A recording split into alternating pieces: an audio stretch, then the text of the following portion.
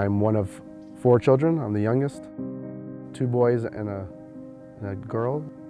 And so I grew up in a very loving environment. Dad was the provider, mom was the stay-at-home mom.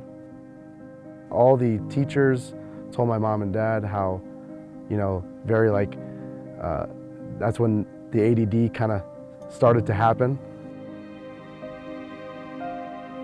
Ryan, very much like he is throughout his whole life. He was very energetic, very liked by his teachers. He had a charisma. From the moment I laid eyes on him, he had a sparkle in his eye. He was the happiest of our 4 kids. Never had problems with him. Very gregarious, smiling all the time. It all started in 2nd grade. His teacher said to me that he just disconnects from everything. I wasn't diagnosed with AD until 8 years old, and then that's when I was put on Ritalin.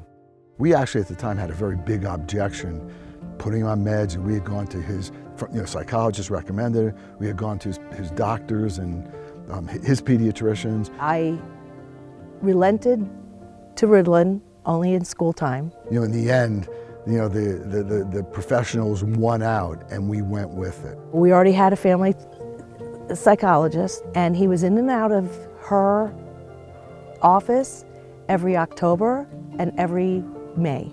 So my child psychologist had told me personally there was a pattern of that during the fall I'd be a little depressed, and then during spring I was up. Once he started on meds, there were some changes. I had a very tough time in middle school. In my 6th grade year, I was kicked in the groin by a girl, and then 10 days later I had hernia surgery. He was bullied and he was kicked. He went for hernia surgery, and after that, he was never the same again.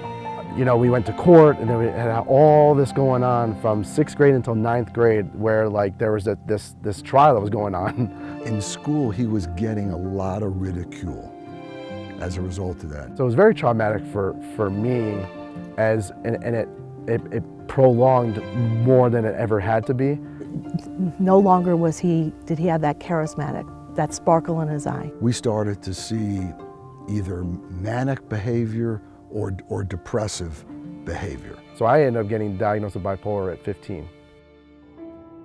When I was first diagnosed with bipolar at 15, I was dealing with all the issues now of depression every, fall and winter, and then dealing with the mania that started happening around that time, around 9th grade. He had a lot of trouble with connecting to peers, and it's a tough time for children anyway. My sophomore year, going into my junior year, that's when things took a real dramatic turn. That was the time that things really seemed to start to change. And then at 16 is when everything came crumbling down. One, realizing that I had to be on medication for the rest of my life. He started to see doctors who were prescribing medications to him. And it started with Ritalin, and then Dexedrine when I was in middle school, and then Adderall when I was in high school. Went through a very difficult time with denial, and actually the denial was always there.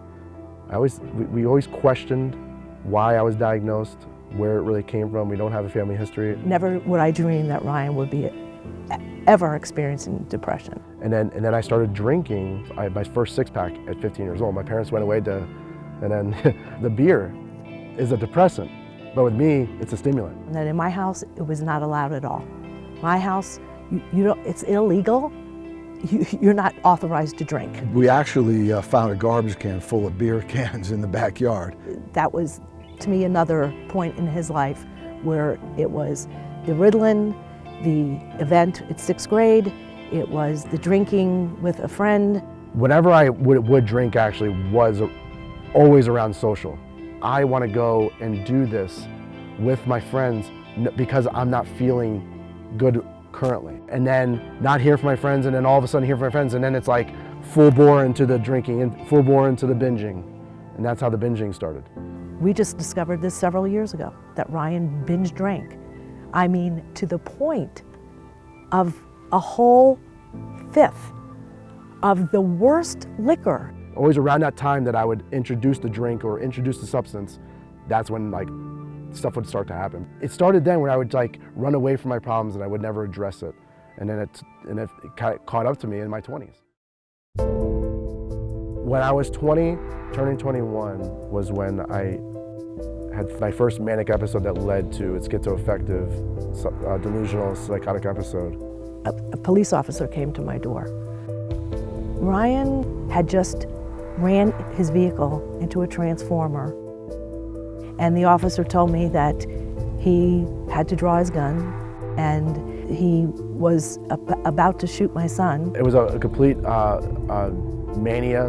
The mania led to the schizoaffective. He was on medications, but he was moving from one medication to another based upon doctors' prescriptions.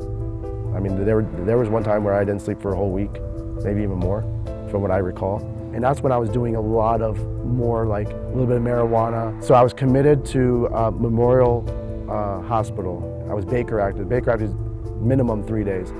And then I was involuntary for probably another couple days. The first thing on my mind was, how are we going to get through this crisis? And then when I got into the hospital, that was my first time that I'd had Ativan. I mean, we're seeing somebody who just has incredible energy, not getting any sleep, sometimes being irrational. We went through crisis after crisis, like within every 6 months. The juggling started to happen with what medicine is going to help this and what's going to do that. They put me on Geodon, Seroquel, Wellbutrin. Lithium became like the constant mood stabilizer. At these hospitals, you almost feel like you're a lab rat. It was just one drug after another, one designer drug after another designer drug, and taking it from one psychiatrist to finding new doctors, trying to, we weren't seeing a whole lot of success. We'd move on to the next doctor to try to find more success. Nothing ever worked. Never knew that it was going to be like this for so many years. I mean, almost a decade. My birthdays were surrounded by chaos or crisis. He now is at the pit of his life. It was one day I spent about 4 hours. I was with a belt to my neck, and I was contemplating my suicidal attempt. It's a mother's worst nightmare. I knew that it was selfish for me to take my life. What went through my mind is that he does need help.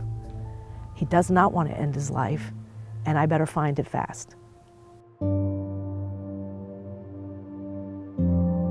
The normal medical processes just were not working for him, and they had not worked for him. If we didn't get help, and after him, the suicide attempt, this was 2 months later, 3 months later, I figured he won't be here. I didn't know where to turn. And then miraculously, we get this information about ATMC. Ryan looked at me when we went to visit him, and he said, "Mom, what other hope do I have?" The goal of my parents was to get me to ATMC as quickly, safely as possible. If I had to get him stable, didn't know how we were going to do that. If I can get him on a plane, there was no question in my mind. We were going to do it, and we were going to see to it, because that was our only hope. I think it was almost immediate, knowing, even just coming off the plane, just the whole time was knowing that I'm going to this place I'd never been to, Sedona, and it became my saving grace. The moment we sat down with them and started to understand, and them spending the time at 2 in the morning to get the information they needed for his intake, that was hope. I tried everything else. Most other providers or centers, seeing Ryan the way he was, overstimulated, especially if he's skipping like a stone from one psychiatrist to the next, is going to look at that and say, he needs more meds. He needs a different med, or he needs a cocktail of med, and can at times cause permanent neurological damage. For the first time, that really, that was like his first kind of like thought of maybe there's something, whatever it is, it's not bipolar. I think the hardest part really for Ryan in many ways was that he was stigmatized by the psychiatric profession. No way was I going to let that define him. It was going to be brutal, and when we told Ryan, we said it's going to be hard work. It didn't feel like being in a treatment center. It didn't have that same feeling of the white walls and that closing in, the locked doors, the lockdown, and I really flourished there. I vividly remember like being happy, being able to be treated like an actual human being. From day one, you're already knowing how important anything that you put in your body, the importance of understanding everything that you put in your body. No, you get an education while you're getting treatment. My main struggles were, really surrounding around medication. That's their specialty. They specialize in getting people free of medications. If Ryan really, really wanted this and he was going to work hard for this and we got this, there was no question in my mind. Not one time did I feel like I can't do this. This massive weight of all these years of what we had been through just went away, dissipated. We have found the right place. And meeting Lyle that afternoon, the things he told us. When somebody goes to a psychiatrist and somebody with authority says, hey, you need this drug that honestly could have more neurological ramifications than crack by far, you trust them. And unfortunately, that trust many times is ill-placed. What you're told, this whole fallacy of you have to be on medication the rest of your life is really a fallacy. Medications are used just like Tylenol when you're feeling a symptom. You have these medications to handle a symptom, not to be prolonged the rest of your life. No mother can or should ever resist getting their child help, not only for them, but for yourself. All of what Ryan got here were the tools that were tools now for the rest of his life. It took about, 4 months, and then I was able to get off medication. I had the awesome success of finishing ATMC program, getting off meds, being free of that. My doctor wrote the letter that I was trying to get.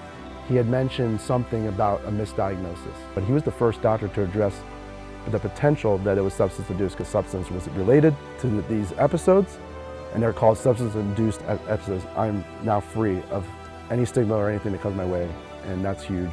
Hope is there, whether you want to see it or not. ATMC has everything to make you healthy, but it's you that's going to make you healthy and maintain healthy. And this man is now hereby undiagnosed from any psychiatric disorder, and he is furthermore deemed normal, and he will never be back in a psychiatric place ever again.